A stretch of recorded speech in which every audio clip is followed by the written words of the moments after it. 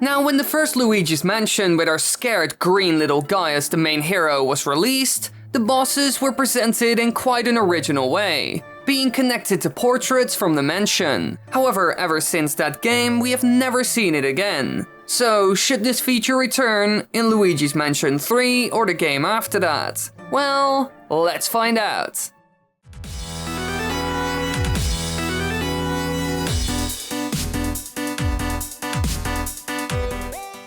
Now, Luigi's Mansion was a launch title for the Nintendo GameCube, initially released in 2001, and was a bit of a gamble. It marks the second time where Luigi is the main character, with Mario playing a supporting role. The game marks the debut of King Boo, a major villain in the Mario franchise, and Professor Egad, a major supporting character in the series. Besides that, the concepts seen in this game were never done before by Nintendo, and their star Mario wasn't seen a lot. Now, in the end, tons of people liked it and the game did quite well, so they decided to make more games, with the second one coming years later on the 3DS. And not too long ago, the third game in the series was announced and is expected to release somewhere in 2019. However, there's one thing that was completely lost after the first title that a ton of people loved and want in the game again: the portrait ghosts. According to Professor Egad, the first 22 of them were released from their paintings by Boos under the command of King Boo. In the game, Luigi has to vacuum up all of them except for a few optional ghosts, using the Poltergust 3000.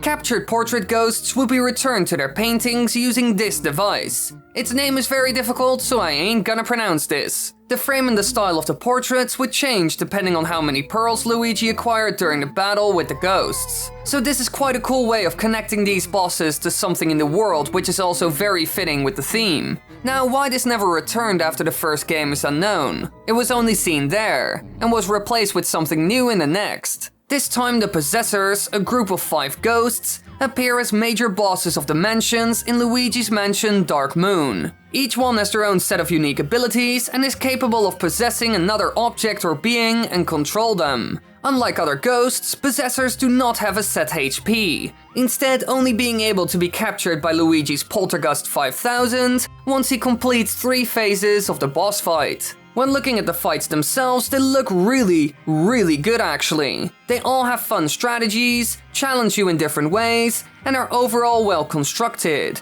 So nothing to hate really. Actually, a lot to love. However, their look isn't as memorable as the ones seen in the first game. This time it's quite different from how it all worked in the previous game, which isn't necessarily bad. Change can be good and keeps things fresh. However, not all of the new additions are necessarily good. Personally, I would say the whole idea of the old spooky painting containing a ghost is amazing and a cool way to visualize it, even as a trophy. Because in the gallery, pictures of Luigi's captured portrait ghosts are displayed like some sort of medals. And the Nintendo 3DS version even features a brand new gallery. The remake version includes a more open space design that houses 25 ghost portraits, and they are organized on each floor slightly by area. Something like this is also amazing and feels great as a collectible that you can show off, especially if they're all gold. So in my opinion, this is certainly a good thing to keep in the series as a whole, and even build upon. You could easily combine a lot of the possession elements seen in Dark Moon with the portraits of the original. A lot of the mechanics can be built into the character after all and make it fitting.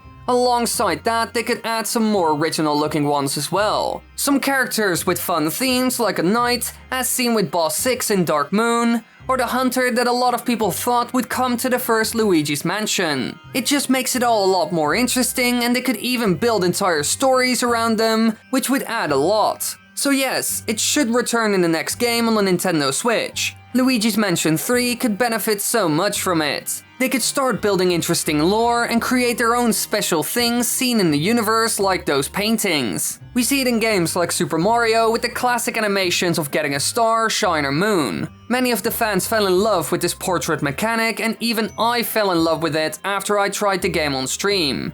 Little side note, I stream here on the channel from now on every Friday at 8 PM CAT time, so come join next time. I'll be playing everything from special challenges in games like Breath of the Wild to weird ROM hacks made by fans. Let's continue this video and I'll see you Friday. Now we will end this video with something that's also important, the story. Can a concept like this even fit with a game like Luigi's Mansion 3? It bears a similar playing style to that of its predecessor and takes place in a tall building, seemingly an old hotel. There are smaller corridors, huge rooms with stairs, and even what looks like some big special rooms like the check-in and restaurant. So that should give you a general idea of what the setting in this game is like. Yet again, very spooky as expected. But is this portrait thing even fitting here? Well, looking at the kind of hotel this is, it could easily work. It looks extremely old after all. So putting in some paintings of former staff, famous people that have been there, and owners totally works. If the establishment is more than 100 years old and is still stuck in a bygone era, then why not? And looking at some bits of the trailer that we saw,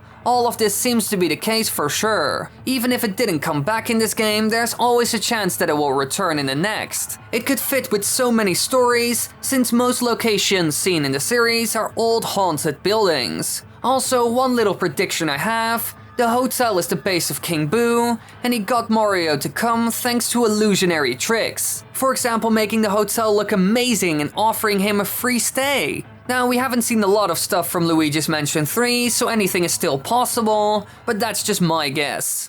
Thanks for watching, you lovely. Have you subscribed yet? If not, be sure to do so and click the bell button. Besides that, you can watch more videos by clicking the annotations on the screen right now, so please do that.